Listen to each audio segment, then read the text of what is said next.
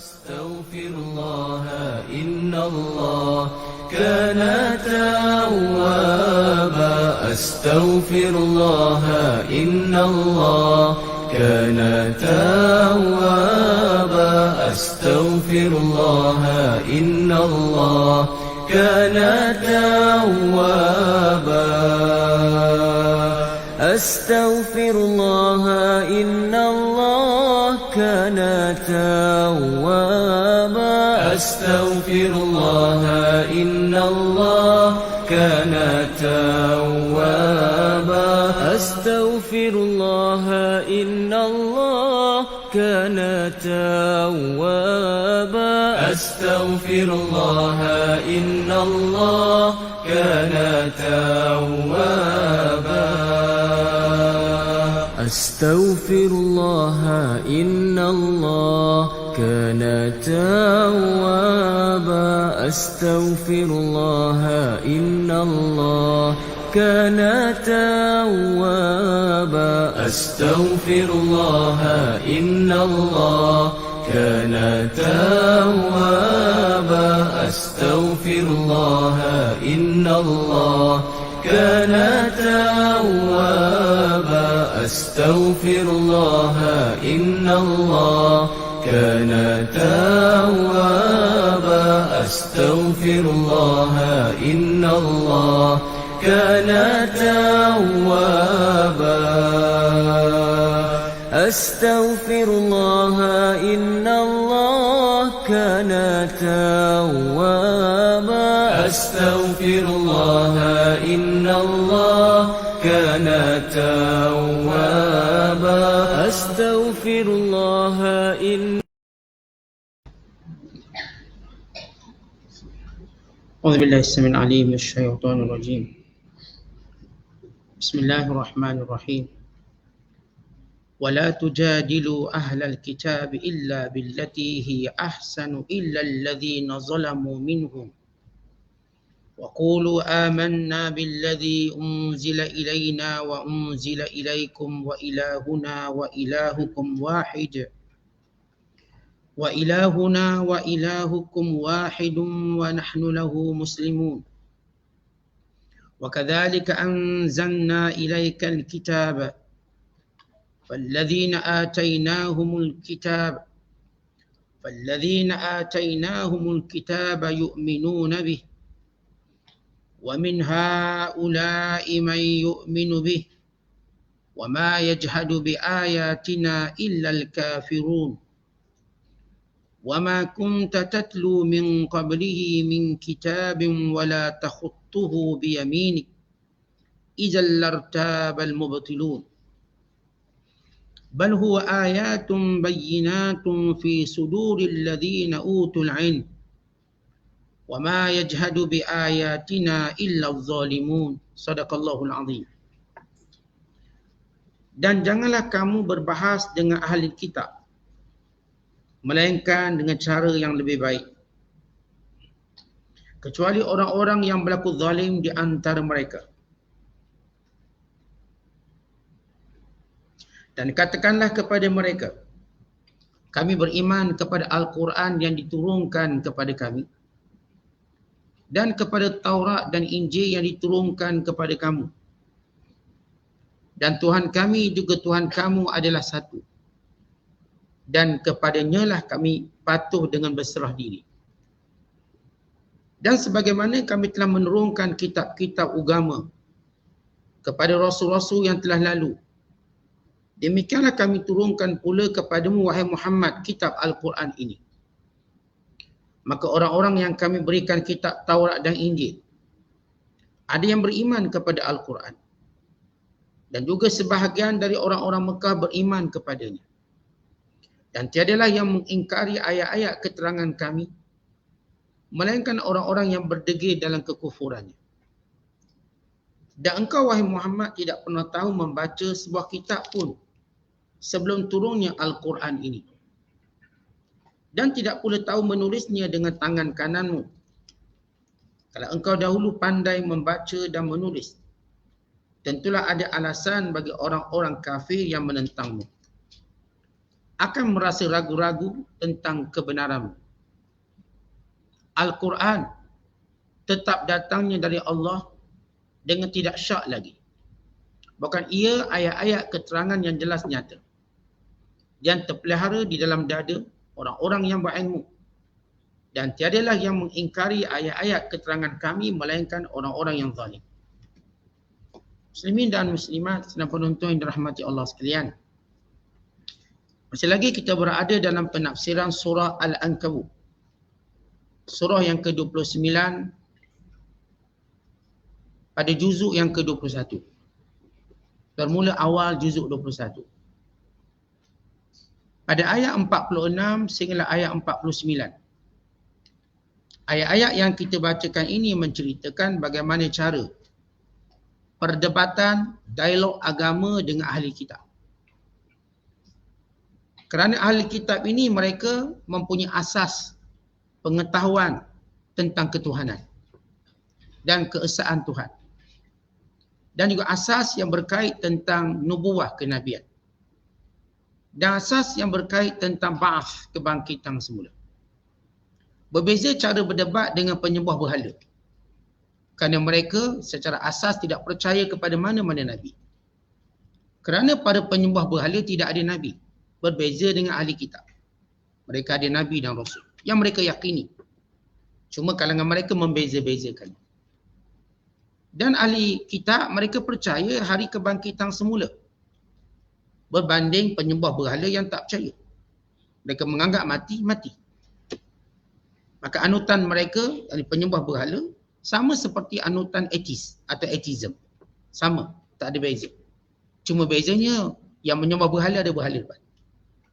Tetapi secara hidup mereka ialah tak percaya Tuhan sebenarnya. Pada penyembah berhala ini. Dan kalau sekiranya ahli kitab, asasnya mereka percaya kepada Tuhan. Dan sifat Allah yang berkuasa. Berbeza dengan penyembah berhala. Mereka tidak percaya kepada kuasa Tuhan tetapi kuasa berhala. Kerana perbezaan inilah cara diskusi dengan ahli kitab berbeza. Cara perbincangan dengan mereka berbeza. Kalau sebelum ini kita ceritakan bagaimana cara berhadapan dengan para penyembah berhala dan bagaimana kesudahan mereka Allah binasakan. Baik kaum Ad, kaum Samud yang menyembah berhala, semua hancur. Termasuk kaum Fir'aun. Mereka ini menyembah berhala. Mereka tidak percaya Tuhan secara asasnya, juga Rasul secara asasnya. Dan juga, tidak juga hari kebangkitan. Kaum-kaum yang dibinasakan dahulu bukanlah ahli kitab, tapi penyembah berhala.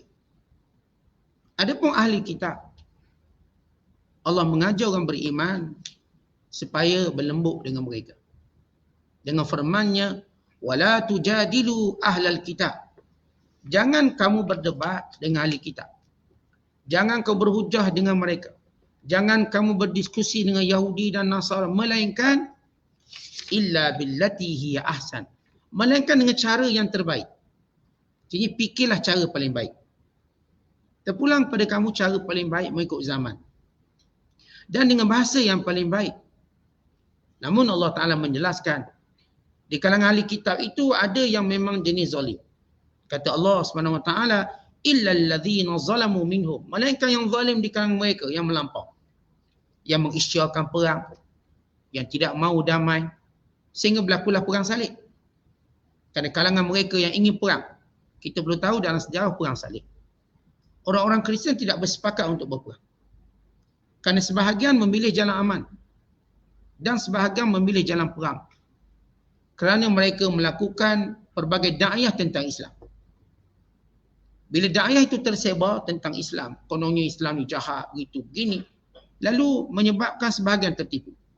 Dan mereka ini menyertai perang. Sebahagian lagi mengambil sikap tidak berperang kerana asas kitab atau ahli kitab ialah damai. Maka mereka sentiasa membaca nas daripada Injil tentang apa yang disebut oleh Nabi Isa. Kalau sekiranya kamu ditampar di sebelah kananmu, maka beri sebelah kirimu. Maksudnya tak nak perang. Tak nak pukul-pukul lah. Jadi orang Kristian terbahagi pada dua. Dan Allah sebut di sini. Satu orang yang tidak cenderung untuk berperang. Maka diskusi mereka dengan cara baik. Barangkali mereka menemui kebenaran dan mereka memeluk Islam. Dan sebahagian mereka ini melampau. Sama ada Yahudi secara keseluruhan atau sebahagian orang Kristian. Kerana Allah sebut pada ayat sebelum ini dalam surah Al-Ma'idah tentang kelompok ahli kitab ini terbagi pada dua. Ada kelompok yang lebih lembut sebagaimana Allah Ta'ala sebut dalam Al-Quran. La tajidanna ashaddan nasi adawatan lilladzina amanu al-yahuda walladzina asyraku. Wala tajidannahum wala tajidanna aqrabahum mawaddatan lilladzina amanu alladzina qalu inna nasara. Dzalika bi anna minhum qissisina wa ruhbanan wa annahum la yastakbirun. Kata Allah, kamu akan dapati yang paling keras pemusuhan kepada kamu ialah orang Yahudi dan penyembah berhala. Maka Yahudi ini ialah kalangan ahli kitab. Mereka ni paling marah pada orang Islam.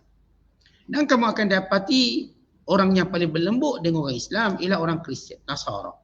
Kerana mereka ada padri-padri yang bersifat lembut, yang tidak sombong. Kalangan padri-padri Kristian ada yang bersikap toleransi tinggi, berlembut. Mereka ini menjadi jambatan kepada dialog dan jambatan kepada diskusi. Ini menunjukkan bagaimana Islam memberi ruang diskusi yang luas. Bila Allah sendiri menyebut wala tujadilu ahlal kitab illa billati hiya ahsan. Jangan kamu berdiskusi, berdebat, berhujah dengan ahli kitab melainkan dengan baik. Maksudnya jangan maki, jangan kasar, jangan menggunakan kata-kata mengeji, menghina, jangan. Perkataan ahsan paling baik. Kalau hari ini orang Islam buat cara baik sebagaimana yang dimulakan oleh Syekh Rahmatullah pada era bermula daripada 1854 sehinggalah kewafatan beliau. 18 beliau pada kurun katakan pada tahun 1815 beliau lahir dan berlaku perdebatan antara beliau dengan ketua Kristian daripada Amerika yang dihantar oleh kerajaan Inggeris untuk menyebarkan Kristian di India. Maka Syekh Rahmatullah menggunakan kaedah diskusi yang paling hebat yang menyebabkan padri Kristian bernama Frank kalah dan malu kerana perdebatan meliputi 5 tajuk. Tapi tajuk pertama dah kalah dan melarikan diri. Di tajuk yang pertama tentang apakah Bible itu adalah kalam Allah ataupun Al-Quran itu kalam Allah. Debatan yang berlangsung pada bulan April 1554 bermula 6:30 pagi. Langsung 1 hari. Yang menjadikan ini waktu itu ialah pendebat Kristian paling terkenal di dunia daripada Amerika Syarikat. Bahasa dia, kemampuan dia, hujah dia. Maka Syekh Rahmatullah menggunakan kitab Bible itu sendiri. Lalu diikuti oleh pendakwah terkini seperti Ahmad Didat dan Zakir Naik. Ahmad Didat dan Zakir Naik ikut manhaj Syekh Rahmatullah. Dan beliau ada satu kitab yang popular namanya Izharul Haq. Izharul Haq, satu kitab khas yang menceritakan perdebatan dia dengan Frank. Yang berkesudahan kekalahan yang memalukan dan menjadikan Inggeris begitu marah padri ini. Padri ini asalnya Katolik. Tapi oleh kerana isterinya Protestan, maka dia ubah mazhab Protestan. Dan menyebarkan. Dia di antara paling berjaya menyebarkan Kristian di India sebelum disekat oleh ulama Islam.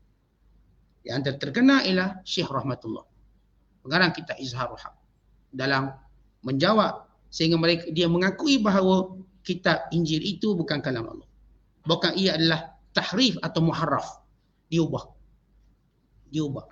Maka ini dialog paling aman dibuat. Dan sebelum itu Imam Al-Qirafi.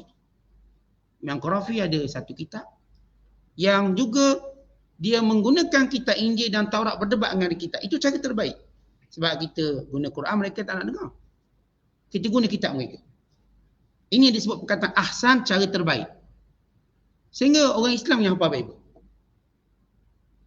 membengongkan kerana Bible ni bukan kitab yang dihafal, tapi kitab dibaca.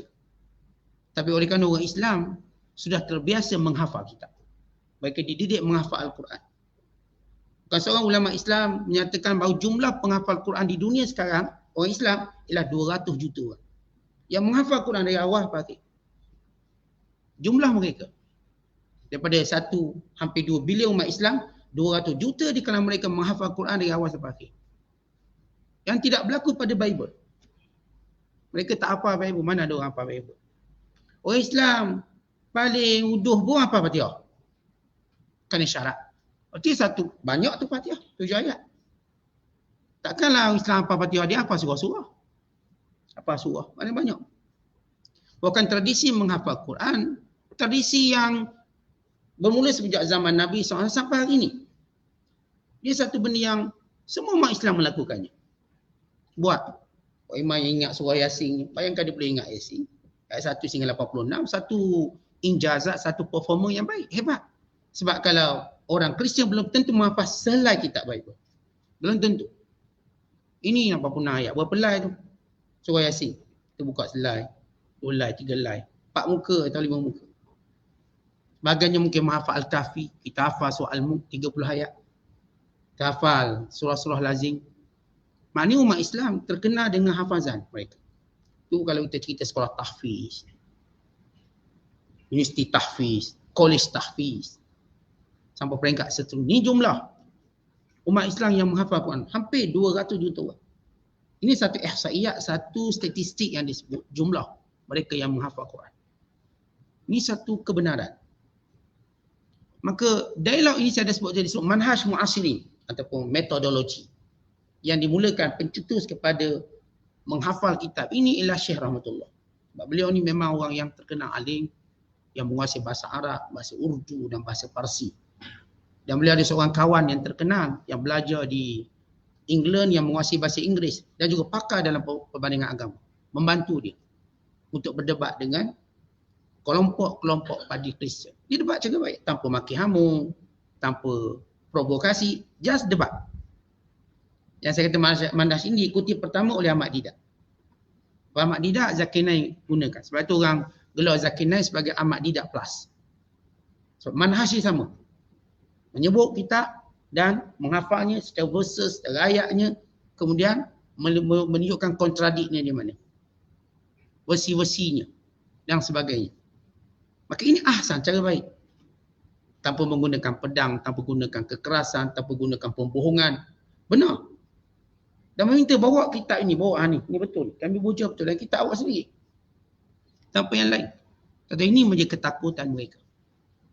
Dan kita tahu dalam rehlah dakwah, ramai yang memeluk Islam dengan metod ini. Puluhan ribu. Bukan Syekh Ahmad Didat saja hampir 10,000 memeluk Islam. Daripada kalangan orang-orang Kristian. Termasuk padri. Memeluk Islam. Berapa orang padri yang terkenal yang memeluk Islam. Demikian juga kisah Zakir Naik. Puluhan ribu. Maka ini menunjukkan bagaimana Islam agama damai. Memberi ruang dialog. Khususnya kepada ahli kitab. Baik, kenapa tidak ada dialog yang, kenapa Allah tak sebut bab ni kepada penyembah berhala? Tapi bukan bermaksud dialog dengan penyembah berhala itu kasar. Tidak. Sebab bila berdialog dengan penyembah berhala, asasnya tak ada. Asalnya lebih pada nenek moyang. Bila berdialog dengan kitab, mereka ada asas kitab yang diturunkan. Wahyu juga. Taurat itu wahyu. Injil itu wahyu. Suhuf Ibrahim itu wahyu. Zabur itu wahyu. Cuma berlaku muharrafah atau tahrif, perubahan. Tokok tambah. Maka benda ni yang menjadikan Islam memberi ruang. Kerana asas kebenaran yang ada. Kata Allah, illal ladzina zalamu minhum, melainkan orang yang zalim di kalangan mereka. Jadi Allah membahagikan ahli kitab ini pada dua. Satu golongan yang boleh berdiskusi, satu golongan yang kita katakan tidak langsung boleh berdiskusi. Melainkan dengan cara kekerasan, berperang. Siapa mereka? Pertama Yahudi secara umumnya. Kerana sikap Yahudi memang secara kita katakan bertentangan dengan orang Islam. Menyebarkan kebencian. Dan yang kedua ialah ia sebahagian daripada orang Kristian juga bersifat melampau. Itu yang saya kata sehingga berlaku peperangan salib. Namun umat Islam bila masuk ke Baitul Maqdis memberi jaminan aman kepada semua orang Kristian. Bukan kita lihat bagaimana Salahuddin tidak membalas dendam apa yang Kristian buat di Bandar Akka. Di Bandar Akka, satu bandar laluan masuk ke Baitul Maqdis. Bila mana orang Kristian berjaya menjajahnya, mereka membunuh hampir 70,000 umat Islam. 70,000. Kan ada seorang pengkhianat Islam yang buka pintu tembok belakang. Sehingga mereka berjaya menawar Madinatul Aqsa. Madinatul Aqsa. Hampir 70,000 perempuan kanak-kanak. Dan Salahuddin berjaya mengambil kembali Madinatul Aqsa ini. Pintu masuk pada Baitul Maqdis. Dan beliau tidak melakukan benda yang sama. Dia tak bunuh. Sebab mereka ini bukanlah golongan yang bermusuhan. Yang membunuh itu golongan yang memusuhi.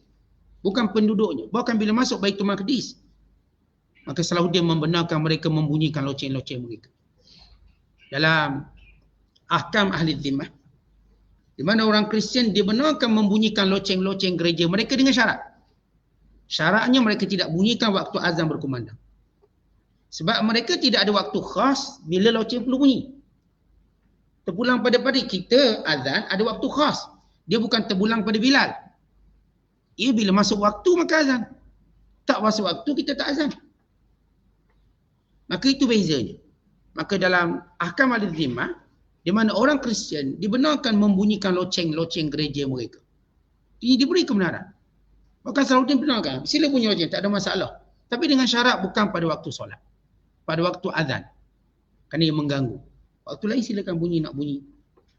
Maka ini menunjukkan kebebasan. Islam tak musuhi Kristian. Dan mereka tidak membalas dendam. Baik dalam peristiwa Baitul Maqdis, baik dalam peristiwa Konstantinopel dan semua peristiwa-peristiwa yang terkenal.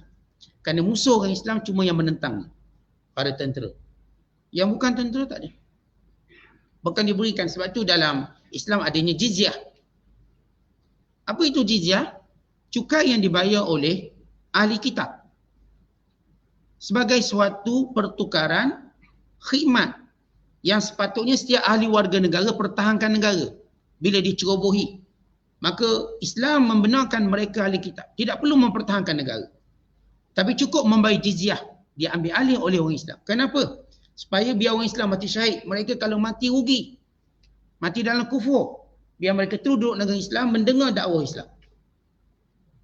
Islam tidak mahu mereka ni mati dalam kekufuran. Orang Islam tak apa mati. Mati syahid. Dan cenderung mereka untuk hidup berbanding mati. Maka sebab itu umat Islam mengenakan jizyah. Dan kita tahu syarat jizyah hanya dibayar oleh lelaki, bukan perempuan. Bukan kanak-kanak. Lelaki yang boleh bekerja.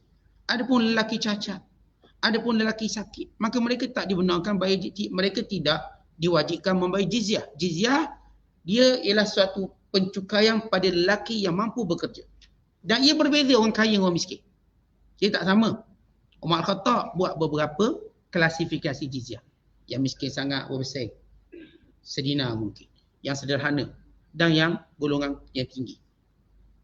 Tujuannya untuk pertahankannya. Dan pernah berlaku dalam sejarah Islam. Bila orang Islam melihat musuh terlalu ramai. Dan mereka tidak mampu mempertahankan negara ahli kitab ini. Lalu mereka memulangkan jizyah. Lalu mereka berkata, entitas berkata, kamu pertahankan diri kamu, kami tak mampu. Sebab itu kami pulangkan jizyah. Sebab kami tak mampu buat. Untuk menunjukkan bahawa ia bukan cukai kepala sebagai satu kezaliman. Ia cukai dipanggil ta'wid ataupun pertukaran. Sebagai contoh tuan-tuan kita, kita minta tolong orang bayar bil elektrik, bil air. Kita pun bagi upah ke dia. Maka kita tak bagi cukai kerana mukabalah atau pertukaran khidmat servis yang diberikan. Maka jizyah ni bukan macam cukai tu. Cukai-cukai yang biasa negara-negara buat. Cukai kepala ke, income tax ke, bukan. Ia satu benda yang dikenakan untuk negara Islam pertahankan mereka yang duduk dalam negara Islam. Tapi ketika mana-mana ahli kitab nak pergi perang, maka jizyahnya gugur. Kadang ada seorang Kristian, dia nak perang. Ini ada sejarah bernama Isa Awam, seorang Kristian. Dia perang sama orang Islam. Dia ni pakar renang, pakar nyelam. Dalam tentera Salahuddin Al-Ayyubi. Menyelam bijak. Dia Kristian, maka dia tak bayar jizyah. Sebab dia berperang sama orang Islam. Tapi orang Islam tak paksa. Mana-mana orang Kristian nak berperang dalam pihak Islam, dibenarkan tanpa paksa. Dan mereka tidak perlu bayar jizyah. Mereka tak perlu bayar apa-apa sebab mereka dah mengambil alih kerja tu. Maka itu tentang jizyah sedikit sebanyak. Kita tak sebut secara detail, tapi secara umum. Ini khas pada ahli kitab. Secara umumnya. Kemudian kata Allah SWT bila menyebut tentang Bagaimana kalau ahli kitab menyebut perkara-perkara yang kita tak tahu betul atau salah? Kata Allah, wa qulu amanna, katakanlah kami beriman billadzi unzila ilaina, dengan Quran yang diturunkan kepada kami, wa unzila ilaikum, dan wahyu yang Allah turunkan kepada kamu, Taurat, Injil dan Zabur dan Suhuf Ibrahim, wa ilahuna, dan Tuhan kami, wa ilahukum, dan Tuhan kamu, wahidun, satu, wa nahnu lahu muslimun, dan kami tunduk kepada Tuhan kami. Baik, kadang-kadang ahli kitab dibawa maklumat-maklumat yang kita tak tahu betul ataupun salah. Para sahabat mengadu pada Nabi SAW tentang maklumat-maklumat ahli kitab, tentang ceritalah itulah banyak. Macam mana sikap kami? Sebab mereka juga ada Taurat dan Injil. Tapi oleh kerana Taurat dan Injil sudah diubah, maka orang beriman diminta berkata begini, kami beriman dengan apa yang Allah turunkan pada kami, dan kami beriman dengan apa yang Allah turunkan pada kamu, tanpa kita komen pada berita yang dibawa. Kerana mabda asas keimanan pada Taurat dan Injil itu wajib. Wajib kita percaya bahawa kitab Taurat diturunkan pada Musa, Injil diturunkan pada Isa, Zabur diturunkan pada Nabi Daud, Suhuf Ibrahim. Wajib itu percaya. Wajib. Tak percaya boleh kufur. Tapi bukan percaya Taurat yang ada hari ini, Injil yang ada hari ini, kerana berlakunya perubahan pada asas penurunan kitab tu, bukan pada kitab yang ada sekarang. Jadi kalau ahli kitab dibaca dalil-dalil yang ada dalamnya, kandungan yang ada dalamnya, sikap orang Islam macam mana, kita tak kata bohong kerana mungkin betul. Dan kita tak boleh kata betul yang mungkin bohong. Sebab dah bercampur. Maka sikap kita menyebut kita beriman pada asas diturunkan kitab Taurat dan ini. Satu hari, seorang Yahudi datang jumpa Nabi SAW. Ketika itu, ada jenazah di hadapan. Yahudi kata, ya Muhammad, hey Muhammad, hal tatakallamu hadhihi janazah? Apakah mayat ni bercakap? Mayat kan mati, cakap tak? Lalu kata Nabi SAW, Allahu a'lam, Allah yang tahu, aku tak tahu. Maka jawab Yahudi, ana ashhadu annaha tatakallam, aku bersaksi mayat ini bercakap. Maka Nabi tak komen. Ada kitab ni, dia beritahu, wahai Muhammad, ni mayat ni, cakap tak cakap? Dia sedang bercakap atau tidak? Kata Rasulullah, aku tak tahu. Rasulullah dia tak kata teka-teka, tak ada. Rasulullah bercakap berdasarkan wahyu. Ahli kitab ni kata mayat ni bercakap. Aku bersaksi bahawa mayat ini bercakap. Maka Nabi SAW tak kata apa, Nabi no comment. Lalu Nabi berkata pada para sahabat, "Idza haddatsakum ahlul kitab, fala tusaddiquhum wa la tukadzibuhum wa qulu amanna billahi wa kutubihi wa rusulihi, fa in kana haqqan lam tukadzibuhum wa in kana batilan lam tusaddiquhum." Kata Nabi SAW, bila ahli kitab bercakap dengan kamu, bila kitab bercakap dengan kamu, cerita isi kandungan kitab Taurat Injil dia cerita, misalnya, maka kamu jangan benarkan mereka. Dan jangan kamu pula kata mereka bohong. Jangan kata benar, jangan kata bohong. Habis nak kata apa? Lalu kata Nabi SAW, kata gini, katakan amanna, aku beriman, atau kami beriman dengan Allah, dengan kitab-kitabnya, dengan Rasulnya. Sebab apa kita tak boleh kata betul, dan sebab apa kita tak boleh kata salah? Kata Nabi SAW, kalau mungkin dia bercakap tu betul, maka kamu tak akan membohonginya. Kalau yang dicakap itu salah, kamu tidak akan membenarkannya. Para ulama bila berkomentar pada hadis Nabi SAW, Nabi kata, la tas'alu ahlal kitab an syai'in, fa innahum yahdukum wa qad dallu. Imma an tukadzibu bihaqqin wa imma an tusaddiqu bibatilin. Jangan kamu tanya apa-apa maklumat dengan ahli kitab. Jangan tanya. Ahli kitab kan dia ada banyak cerita-cerita pelik tentang Nabi-Nabi. Kisah Nabi Musa-nya, kisah Nabi Isa. Mereka ada cerita pelik, aneh.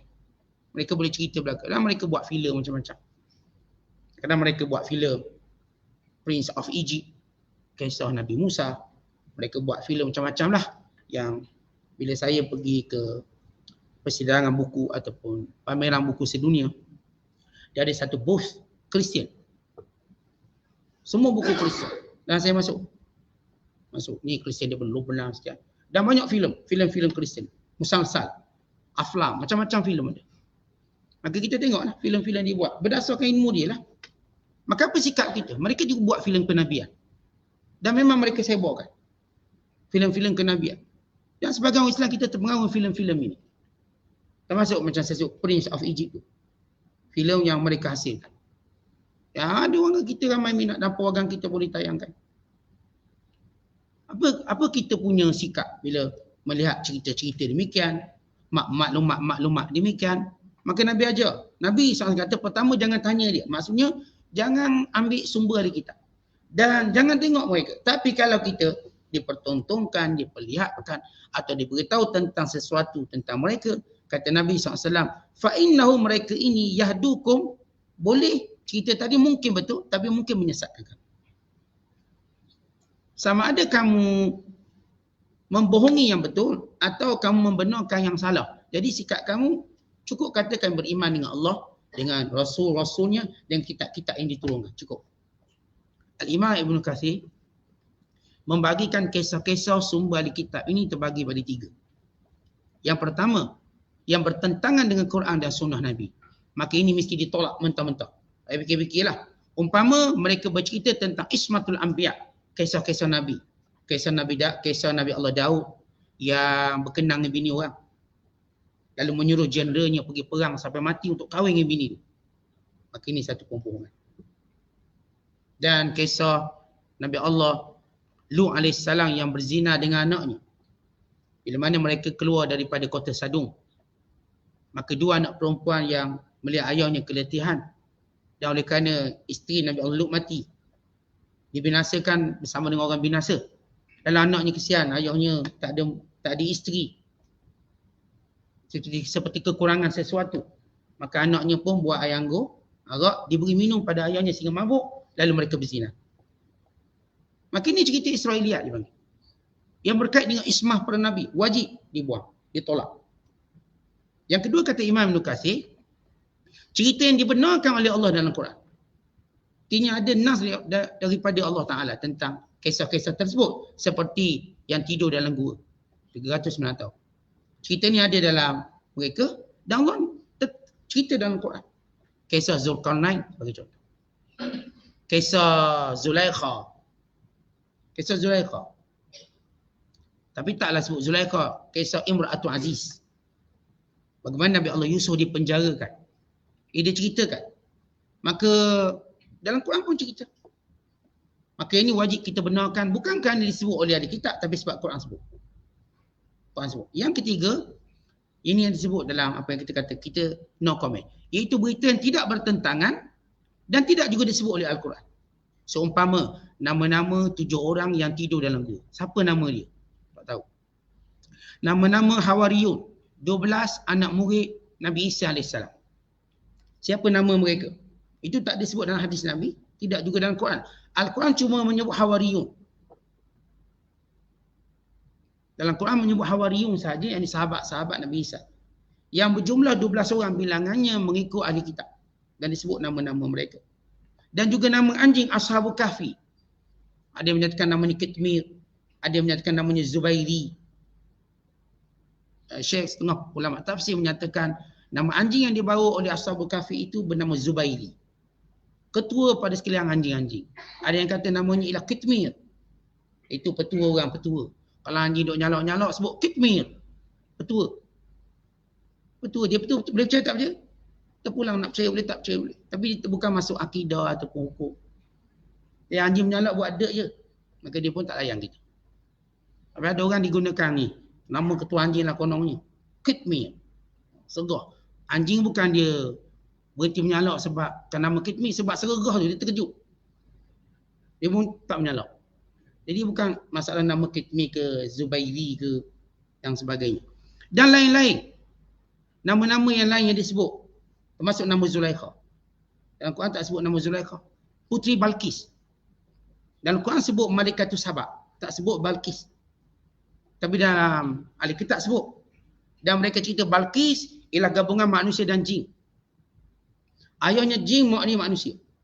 Berkahwin, maka keluar Balqis. Separuh manusia, separuh jin. Nak percaya tak nak percaya? Tak nak percaya. Kalau orang percaya macam mana Ustaz? Rosak akidah? Tak. Sebab dia bukan benda yang hak akidah. Kalau dia kata, ini pula cerita Balqis tu, dia punya kakinya berbulu. Sebab tu Nabi Allah Sulaiman suruh Balqis masuk istana berair dia, supaya selok kain nak nanti tengok, ada bulu tak ada bulu, kaki dia. Jadi kaki berbulu. Ini cerita-cerita yang bertentangan. Kenapa? Seolah-olah Nabi tak ada kerja lain nak tengok peti orang. Dia berbulu ke tak berbulu tu hadir lah. Ada orang mungkin wanita yang hormon dia tinggi, mungkin tak ada masalah apa-apa.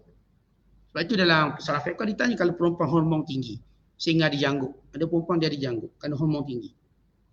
Sebagian ada lelaki kerana hormon tak ada, janggut tak ada. Licin macam perempuan. Ada perempuan pula dia ada janggut, ada misai, ada bulu kaki, ada hormon dia besar. Hormon dia tinggi, apakah boleh cukur? Kening dia pula macam tu, apakah boleh cukur? Kalau ia menakutkan, bukan kata orang tengok takut, dia sendiri tengok takut.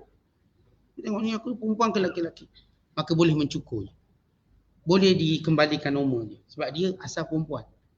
Jadi kalau sampai dia ada misai, ada sekian, dia boleh buang dia. Tapi memang ada perempuan yang dia ada janggut, hormon tinggi. Ini bukan transgender. Transgender memang ada janggut. Sebab tu dia orang takut masuk penjara. Masuk penjara keluar janggut. Tu lari sampai Australia. Lari mengata takut keluar janggut je. Bukan takut penjara. Jadi terdedah dia jantan. Sebab ramai cerita betul. Bila geng-geng transgender ni dekat sakaratul maut. Dekat nak mati. Bila nak mati dia dah tak boleh solat-solat. Akhirnya keluar janggut, keluar jambang. Allah tunjukkan ini asal. Saya tak nak sebutlah siapa cerita dia. Sehingga dia mati. Nanti transgender terkenal. Ya, orang Melayu kita lah. Dekat nak mati dia tak boleh lagi nak suntik-suntik. Maka dah teruk. Akhir mula keluar misal jambang dia keluar. Dah nampak macam Tok Syekh lah. Akhir mati sebagai seorang jantan. Lepas tu kita dalam konflik, mana-mana orang tukar jantina secara haram. Maka bila dia mati, maka muamalahnya pada jantina asal dia. Bukan pada jantina yang diubah. Jadi kalau dia lelaki, tukar perempuan. Bila dia mati, siapa nak mandi dia? Yang mandi lelaki. Lelaki mandikan dia, bukan perempuan. Sebab mengikut hukum asal jantina. Kerana Islam tak iktiraf. Tak iktiraf dia, jantan-jantan. Kalau perempuan-perempuan, asal dia perempuan, dia jadi lelaki, tomboy. Jadi lelaki misalnya. Nampak macam lelaki. Pakai kek, pakai t-shirt, sekian-sekian. Bila dia mati, maka yang memandikannya perempuan. Dikafankan cara perempuan. Dia tak akan dimandikan oleh lelaki. Walaupun dia dah buang, dia dah buat operation pun sama. Kerana tidak ada pengiktirafan itu. Kalau tidak kita mengiktiraf jantina dia. Penukaran jantina kita iktiraf melalui solat jenazah kita. Sebab mereka tukar jantina, kita tak kata mereka kafir, tapi melakukan dosa besar. Kalau mereka mati masih diuruskan cara Islam. Tapi bagaimana pengurusannya mengikut jantina asal. Allahumma illa melainkan orang memang khonsa muskil. Maka doktor melihat kecenderungannya pada wanita atau pada lelaki, maka dia buat operation. Dia buat pembedahan berdasarkan kerana dia memang asal khunsa. Maka ini dibenarkan dan muamalah ikut apa yang tadi ubah. Ada pun orang yang sengaja ubah, dia lelaki tukar perempuan, perempuan tukar lelaki. Kemudian ini pembahagian 3 maklumat ahli kitab. Yang memang dibenarkan Quran, disebut oleh Quran, maka kita benarkan berdasar asas Al-Quran. Bila bertentangan dengan Al-Quran, bertentangan kemuliaan para Nabi, maka kita tolak. Wajib tolak. Ini disebut Israiliyat. Dan kalau sekiranya dia tidak bertentangan dan dia tidak pula disebut oleh Al-Quran, maka ini termasuk dalam apa yang disebut oleh Nabi SAW. Wa hadithu an Bani Israel fala haraj. Dan boleh kamu cerita tentang kisah-kisah Bani Israel, tak salah. Tak salah kata Rasul. Sebab cerita Bani Israel banyak benda ajaib, cerita ajaib, pelik-pelik. Sepanjang perjalanan, contoh, sepanjang perjalanan Nabi Isa AS, jumpa emas. Satu kisah yang masyhur. Di mana ada 2 orang hendak menemani Nabi Isa berjalan, bermusafir. Maka dibawa 3 keping roti bersamanya sebagai bekal musafir. Lalu mereka berjalan. Salah seorangnya khianat makan bekal tu. Nabi Isa kata, bekal ni makan bila sampai waktu ni. Sebab dia ada 3. Kita makan satu seorang. Maka bila salah seorangnya khianat makan. Sebab nak makan banyak. Tinggal 2. Bila Nabi Isa tengok, cuma ada 2. Ada 2. Nak bagi 3 macam mana? Maka Nabi Isa AS dia tak makan, dia bagi yang ni. Tapi dia kata siapa yang makan? Pakak tak ngaku belaka. Maka berlaku perjalanan. Nabi Isa setiap kali itu ingatkan tentang siapa yang makan roti. Semua tak ngaku. Sehingga tiba-tiba terjumpa seketul emas. Bisa jumpa seketul emas. Lalu kata Nabi Isa, emas ini milik orang yang makan roti tu. Yang tu pun ngaku, saya makan roti. Saya makan roti. Ini cerita Nabi Israiliyat. Tapi cerita tu tak salah. Memang cerita tu ajaib. Banyak. Dan banyak cerita-cerita macam ni. Cerita seumpama tak ada bertentangan apa-apa. Sebab memang orang kita ni atau manusia, dia ada sifat juhud, dia memang sikap dia tak ngaku. Kalau kita sudah kuliah, tengok ada tisu bantai, siapa buang tisu? Tak ngaku semua. Kata ni, tisu ni tempat awak tak, bukan saya, orang lain campur. Jadi kita tengok CCTV baru tahu. Atau kita kata ni, kita nak bagi hadiah ni. Siapa yang buang tisu tadi, kita nak bagi termomik. Ngaku dia. Gitulah contoh manusia. Manusia ni kan kalau dia buat salah, macam pepatah kita sebut, berak tengah jalan siapa ngaku. Sebab tu orang tua-tua kita ajar dulu. Ini gertak bukan betul. Siapa berak tak ngaku, kita bakar tahi dia, gatal punggung dia. Jadi semua takut gatal punggung. Bakar tahi ni, bakar tahi. Saya lah berak. Takut. Padahal petua tadi cuma nak ugu. Tak betul pun, bakar tahi tak gatal punggung. Dia gatal punggung yang tak cebok tu, dia gatal. Tapi orang tua-tua dulu, dia ada petua-petua macam ni. Dia ugu. Sama dia kata jangan panjat pokok betik nanti bisu. Sebab pokok betik tak boleh panjat. Panjat patah. Maka letaklah petua-petua tertentu. Saya nak kata betul tak betul petua ni.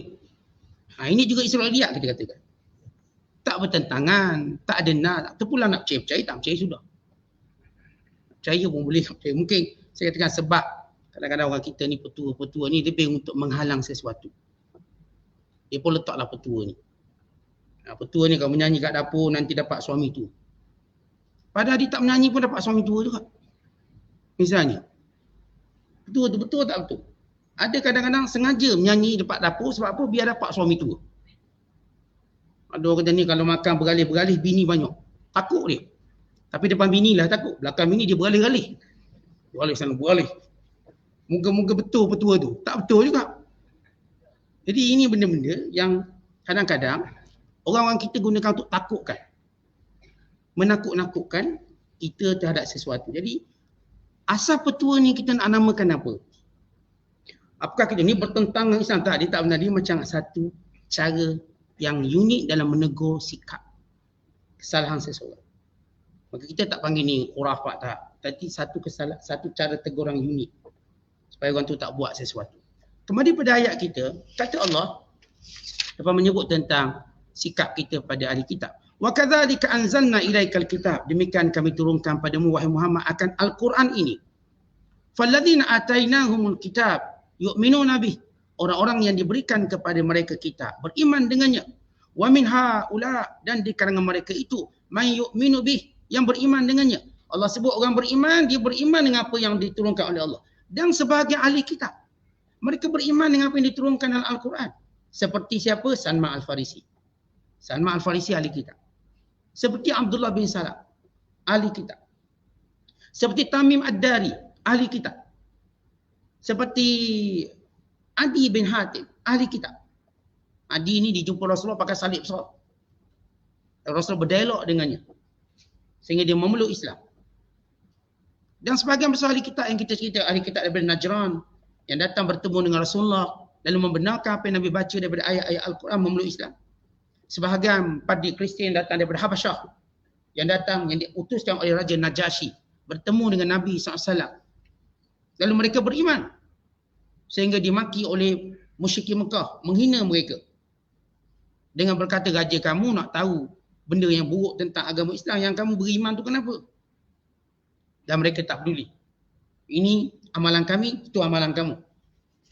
Maka kami takkan peduli apapun cemuhan kamu. Jadi ramai ahli kitab yang beriman. Sebab itu kata Allah, wa minhum wa min haula, di kalangan ahli kitab itu man yu'minu bih, ada yang beriman dengan Nabi SAW, dengan wahyu yang diturunkan. Wa ma yajhadu bi ayatina illal kafirun, yang mengingkarinya ialah orang-orang kafir.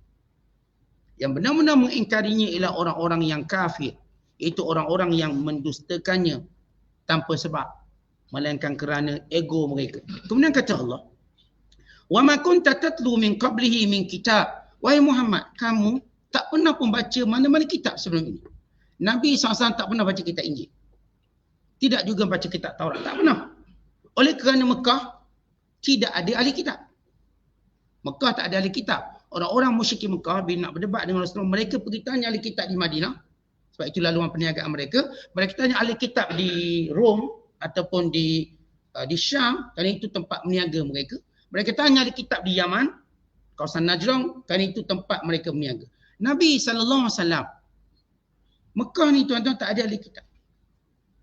Tapi yang tahu tentang kitab ada seperti Waraqah bin Naufal. Waraqah bin Naufal ni dia tahu tentang kitab. Dia membaca kitab.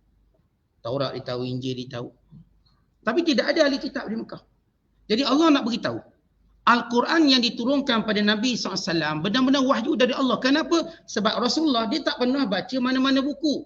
Kalau Rasulullah pernah baca mana-mana buku, nescaya mereka akan kata, ini sumber buku yang Nabi baca dulu. Bangkai Nabi baca kitab Injil. Dah ada dakwaan, bila kita lihat antara dakwaan dan dakwah Kristian. Mereka kata Nabi Muhammad, dia cerita kisah-kisah yang diambil daripada Injil dan Bible. Daripada Injil dan Taurat. Sebab kan kisah Tuhan memang ada dalam Injil dan Taurat. Memang Nabi duplicate, Nabi copy, Nabi plagiat, kata mereka. Maka jawapannya Rasulullah tak pandai baca. Macam mana kita nak? Bagaimana seorang nak meniru seorang dan kadang Rasulullah tak pandai baca? Bukan dalam kitab Injil sendiri disebut dan Taurat disebut bahawa Rasul akhir zaman tidak pandai membaca. Untuk apa? Untuk beritahu ini wahyu solid dari Allah tanpa penambahan sedikit pun. Sebab kalau kita baca-baca dia ada penambahan. Saya ada baca sumber banyak. Bila saya cerita satu benda, saya tambah buku ni, tambah buku tu. Sebab saya ada maklumat. Bila saya cerita satu benda, walaupun ada dalam buku ni je, saya boleh buat buku lain masuk sekali. Sebab saya membaca. Saya boleh baca, saya pandai baca. Maka bila satu benda, saya boleh buat 5-6 buah buku lain untuk bawa cerita ni. Nabi SAW tak pandai. Maka Rasulullah hanya bawa apa yang Allah wahyukan. Rasulullah tak pandai baca. Yang kedua kata Allah, wala takhuttuhu biyaminik. Dan Rasulullah tak pandai pun menulis. Nabi tak pernah tulis tangan kanannya. Tunjuk kemuliaan menulis tangan kanan. Nabi tak pernah baca, satu. Dan Nabi tak pernah tulis. Macam mana yang tak pernah baca, tak pernah tulis, boleh ambil tiru yang lain. Tuan-tuan, kita nak meniru syarat tiru, kita pun pandai baca. Kalau tuan-tuan nak meniru orang tak pandai baca, nak tiru apa? Kita periksa, pusing kawan sebelah. Tapi tak pandai baca, nak tiru apa? Dan kita pula tak pandai tulis, nak tiru apa? Dan di Mekah pula tidak ada ahli kitab. Dan kita perhatikan ayat-ayat Al-Quran yang diturunkan di Mekah menceritakan kisah zaman dulu, nabi-nabi dulu, umat-umat dulu. Bagaimana Rasulullah tahu? Umat-umat dulu. Dan sebagai umat tadi tidak disebut pun dalam kitab Injil dan Taurat. Tak disebut. Seperti kisah Nabi Soleh. Tidak disebut. Kerana Nabi Soleh itu Nabi Arab. Tak ada dalam kitab Injil dan Taurat mereka. Dan Rasulullah cerita tentang kaum Samud.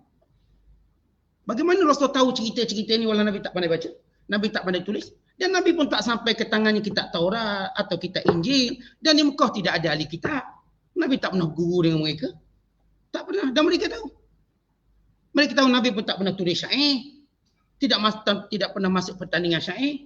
Pun Nabi tahu. Mereka tahu. Orang Mekah tahu.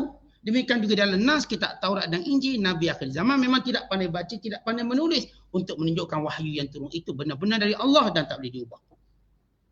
Jadi ini bukti yang kuat tentang Nabi SAW. Apatah lagi saya katakan kalau kita perhatikan semua kisah-kisah ialah surah Makkiyah. Semua kisah-kisah adalah kebanyakannya ialah surah Makkiyah. Waktu Nabi berada di Mekah, Nabi boleh cerita kisah-kisah tu. Sedangkan kalau Rasulullah berada di Madinah, mungkin orang ahli kitab mengklaim bahawa kitab kami pun ada cerita tu. Mungkin kamu ambil daripada mana-mana. Tapi ni di Mekah memang tak ada ahli kitab. Dikuatkan lagi yang Allah sebut di sini, Rasulullah tak pandai baca. Dan Nabi tak pernah baca kitab terdahulu. Dan Rasulullah tak pandai tulis. Dan Nabi tak pernah pun menulis. Sampailah Rasulullah wafat, Nabi tak tulis. Sebab itu Rasulullah ada penulis wahyu. Rasulullah tak tulis. Rasulullah bila dia tak pandai baca, bila baginda tak pandai baca, baginda tak pandai tulis, itulah menunjukkan kesempurnaan seorang Rasul. Kesempurnaan wahyu yang diturunkan kepada baginda sallallahu alaihi wasallam. Sebab itu kata Allah Ta'ala, idzal lartabal mubtilun. Kalau kamu pandai baca wahai Muhammad, kalau kamu pandai tulis wahai Muhammad, nescaya para pengingkar kamu itu akan ragu-ragu. Betul ke ni dari Allah ni? Sebab setahu kita dia pandai baca, dia kuat baca, rumah dia pun banyak kitab. Barangkali dia plagiat. Barangkali dia ambil daripada sumber ni. Barangkali di Google kot. Maklumat. Macam kita hari ni lah maklumat cepat Google. Dia Google, kita pun Google. Sebut je satu nama, kita pun Google dapat tahu. Sebab ada sumber. Rasulullah SAW tak ada benda tu. Dan Nabi pun tak ada nota ditulis. Atau yelah kalau tak ada kitab, takut ada ditulis kat mana-mana kot. Nota-nota pun tak ada. Sebab Rasulullah tak pandai tulis. Kata Allah Ta'ala, wahai Muhammad, kalau kamu pandai baca, kalau kamu pandai tulis, idzal lartabal mubtilun, nescaya orang-orang yang tak percaya pada kamu gagu-gagu, betul ke ni Quran daripada Allah? Jadi hilang keraguan mereka. Sebab tu bila kita sebut tadi rahmatullah berdebat tentang Al-Quran itu wahyu dari Allah. Sebab Rasulullah tak pandai tulis, tak pandai baca. Nabi tak pernah bergaul dengan ahli kitab waktu fatrah di Mekah. Dan tidak juga Nabi SAW membaca, berguru dengan sesiapa, tidak pernah. Bagaimana Nabi boleh cerita tentang sekian-sekian perkara, bahkan tentang Rom dan Parsi yang berlaga waktu itu. Siapa menang? Bila orang Islam waktu itu memihak kepada Rom, sebab Rom ni ahli kitab. Manakala musyrik Mekah, mereka ini cenderung kepada Raja Parsi, Kisra, kerana mereka penyembah berhala. Ada persamaan. Rasulullah kata Rom akan menang. Lalu mereka kata Muhammad tu bohong cakap. Nabi kata Rom menang. Lalu Abu Bakar kata, aku percaya Muhammad cakap. Dan aku berani bertaruh berjudi. Bahawa Rom akan menang. Kata musyrik, baik kita berjudi, kita bertaruh. Maka Abu Bakar pun bertaruh. Waktu tu belum pengharaman judi. Dia bukan bertaruh nak kaya, bertaruh nak tunjuk benar. Beza kita bertaruh nak kaya, bukan nak tunjuk benar. Artinya, waktu tu judi belum diharamkan. Sebelum turun surah Madaniyah, itu suratul Ma'idah tentang pengharaman judi. Innamal khamru wal maisir. Ayat itu turun pengharaman judi. Sebelum itu tak. Jadi kalau Abu Bakar As-Siddiq nak pertahankan kebenaran, Rasulullah tak pernah cakap bohong, Rom akan menang. Turun ayat. Alif Lam Mim, ghulibatir Rum, wa hum min ba'di ghalabihim sayaghlibun fi bid'i sinin. Alif Lam Mim, ya Rom dikalahkan. Tetapi mereka selepas dikalahkan, mereka akan menang pada tahun-tahun yang berikut. Mereka akan menang. Maka Abu Bakar yakin, ini wahyu Allah. Rasulullah kata Rom akan menang. Wahyu dah turun pada Rom menang. Musyrikin Mekah mempersendakan, alah Muhammad tu teka je. Tak, sebab ketika itu Parsi kuat. Parsi tak terkalah, gagah. Bagaimana mungkin? Bagaimana boleh mungkin kalah? Nabi kata kalah. Lihat, dari sudut keyakinan kepada apa yang Allah Ta'ala tetapkan. Sebab kita tahu kita ni kan kalah menang ni, kita ada ukuran otak kita. Hakikat kalau menang Allah tentukan. Allah tentukan supaya yang menang tak sombong, yang kalah tak putus asa, Allah tetapkan. Kerana orang beriman sentiasa belajar daripada semua benda. Daripada menang dia belajar, daripada kalah pun dia belajar. Tapi orang kafir tak akan belajar apa-apa. Menang tak belajar, kalah pun tak belajar. Maka Allah Ta'ala beritahu. Jadi ini menunjukkan bahawa Rasulullah itu Rasul. Sebab waktu turun ayat ini, Rom dan Parsi masih berperang. Tiba-tiba menang Rom. Kata kalau Piala Dunia, panggil apa tu, kura-kura ke apa disebut, teka bola, siapa menang Piala Dunia. Itu pun diangkat kura-kura tu. Ataupun ada sotong lah, ada sotong, teka, siapa menang. Sotong tu pun diangkat. Tu teka Piala Dunia je. Ini cerita bukan teka, ni beritahu. Benda yang belum berlaku dan berlaku. Kenapa? Kerana Nabi Muhammad itu Rasulullah SAW. Sebab itu Nabi beritahu benar dan tu ayat. Sehingga dalam Quran ada satu surah, surah Rum. Kenapa surah Rum tak diturunkan surah Parsi? Kerana tamadun Rum tu yang kuat, yang kekal. Baru orang sebut pepatahnya tentang Rum, orang tak sebut Parsi. Tentang Rum. Bahkan dalam hadis menyebut tentang Rom memeluk Islam. Nabi kata ada dua bandar yang kamu akan buka. Yang akan memeluk Islam. Satu bandar Konstantinopel, satu bandar Rom. Bandar Rom. Lalu kata sahabat, ya Rasulullah, ayyul madinataini taftahu awalan? Bandar mana yang kita ambil dulu? Maka jawab Nabi SAW, Konstantinia, kemudian Romia. Kita tahu sekarang kan ada bandar Rom di Itali. Bandar yang menjadi pusat Kristian, Vatican. Dia ada satu negeri yang dianggap terkecil di dunia bernama negeri Vatican. Vatican City. Ada 4,000 penduduk. Kalangan padri-padri. Di situ tak ada polis. Undang-undangnya pada Pop. Undang-undang dia. Yang merupakan pusat kepada Katolik. Ketua Kristian di situ. Pop bersidang nak lantik ketua Pop di situ. Bandar apa? Bandar Rom. Allah Ta'ala, Rasulullah SAW beritahu Rom tadi akan menjadi bandar Islam. Tuan-tuan dapat bayangkan kalau Rom, Vatican City menjadi bandar Islam, bererti Kristian dah tak wujud. Kerana orang Kristian akan memeluk Islam. Kerana itu disebut suruh kita berdebat Kristian dengan baik sebab mereka ialah umat yang berpotensi besar memeluk Islam. Dan itu yang dilakukan oleh umat Islam di Amerika, di Britain, di setiap negara yang populasi Kristiannya ramai. Mereka ni memang berpotensi. Akhirnya memang betul mereka memeluk Islam. Beribu memeluk Islam.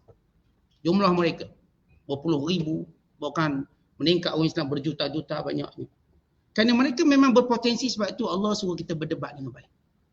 Sampaikan dengan baik. Kerana mereka orang yang paling berpotensi memeluk Islam daripada mana-mana yang lain. Mana penyembah berhala, mana sekian-sekian. Mereka paling berpotensi. Sebab asas-asas itu ada. Maka ini tentang kebenaran Al-Quran. Kemudian kata Allah, bal huwa ayatum bayyinat. Ini wahyu Allah ini ialah datang dari Allah yang jelas nyata. Fi suduril ladzina utul ilm. Allah simpan dalam dada-dada para ilmuwan Islam. Para ilmuwan umat ini yang saya sebut tadi. Umat Islam, Allah mudahkan Quran untuk dihafal. Allah berfirman, walaqad yassarna lil Quran fahal min muddakir. Kami telah memudahkan Al-Quran. Tak ada kawan nak fikir macam mana Al-Quran ni boleh dihafal daripada kulit ke kulit. Tak ada orang nak fikir. Walau kita tak mungkin hafal buku lain kulit ke kulit. Ada tak kita ada cenderung nak hafal buku kulit ke kulit? Yang ni peminat novel. Ada tak nak hafal daripada kulit ke kulit? Tak. Walaupun dia minat, dia tak akan hafal. Yang peminat baca surat khabar, ada tak dipikir nak hafal surat khabar? Tak mungkin dia nak hafal. Tak ada buku pun kita fikir kita nak hafal. Masuk buku kira-kira ke buku akaun ke kita tak hafal. Cuma tahu jumlah akhir 2000. Tapi ingat tak tarikh bila keluar masuk? Ingat agak-agak buku akaun tu. Kan tengok tiap-tiap malam. Kau dah boleh gaji belum? Apa tak tarikh dia tu? Tarikh bila keluar, bila masuk, berapa dapat faedah tu. Pun itu buku paling berharga bagi kita pun tak hafal. Tapi Allah jadikan siapa pun baca Quran, bila dibaca dia cenderung nak hafal. Siapa pun yang baca Quran, Allah gerakkan hati dia nak hafal. Walaupun kita dah tua, agak-agak otak pun dah kurang pikat, tapi nak hafal. Ustaz, susahnya saya nak hafal Ustaz. Kata seorang nenek umur 80. Mana dia nak hafal lagi? Allah jadikan kita bila baca Quran, kita cenderung nak menghafal. Dia tak macam buku lain. Tuan-tuan bacalah buku lain, tuan-tuan tak akan ada cenderung nak hafal. Maksud saya sebut tadi buku akaun. Tak ada orang nak hafal buku akaun. Tapi Quran bila baca, nak hafal lah surah Al-Mulk ni. Saya nak cuba ni, cubaan kali ke-20 tak hafal. Orang dah hajar ni 5 ayat sehari kita buat. 5 ayat sehari, lepas tu 5 minggu lagi baru jumpa 5 ayat sehari. Dia tak istiqamah. Tapi kecenderungan menghafal tu ada. Akhirnya rata-rata orang Islam, mereka ada surah yang mereka hafal. Kalau Allah itu memang wajib hafal. Surah ni. Alhamdulillah kita pun kata, Ustaz saya nak gunakan masa pencing hafal Quran. Mula baca Quran, mula hafal Quran. Saya tak pernah jumpa orang, bila dia baca Quran, dia kata dia tak nak hafal. Dia mesti nak hafal oleh sikit. Mesti nak hafal surah tentu, surah Sajdah ke, surah yang tertentulah dia nak hafal. Apa surah Yasin ke. Ini dia Al-Quran. Yang Allah simpan dalam dada-dada orang-orang yang berilmu. Untuk menunjukkan bahawa ilmu Allah ni tak akan hilang. Yang kita dah sebut tadi, jumlah hafiz Quran itu hampir 200 juta orang. Ini jumlah besar. Tuan-tuan, kita kat Malaysia barangkali hampir juta orang menghafal Quran. Daripada madrasah, sekolah rendah, menengah, sekian. Setiap tahun keluarkan puluhan. Kalau satu sekolah keluar 30, 40 hafiz Quran, sekolah tahfiz berapa ribu. Macam-macam grup yang menaungi sekolah tahfiz. Kalau saya pernah sebut di Pakistan atau di Mesir, mengeluarkan hafiz setahun 80,000. Setahun 80,000. Artinya mereka keluarkan jutaan hafiz Quran. Baik pelajar, apatah lagi syarat.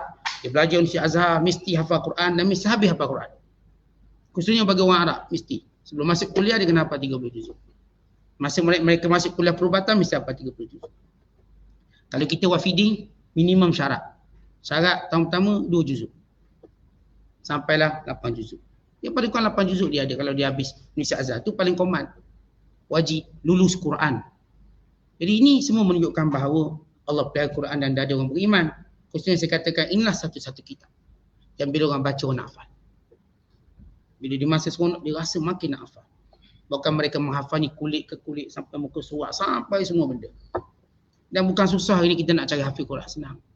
Datang bulan Ramadan maka dimeriahkan lagi dengan hufaz Quran ini. Kemudian kata Allah, wa ma yajhadu bi ayatina illa adh-dhalimun, yang menolak tentang kebenaran ayat-ayat kami berkait dengan ketuhanan, berkait kerasulan, berkait kebangkitan semula, berkait dengan wahyu Al-Quran ini.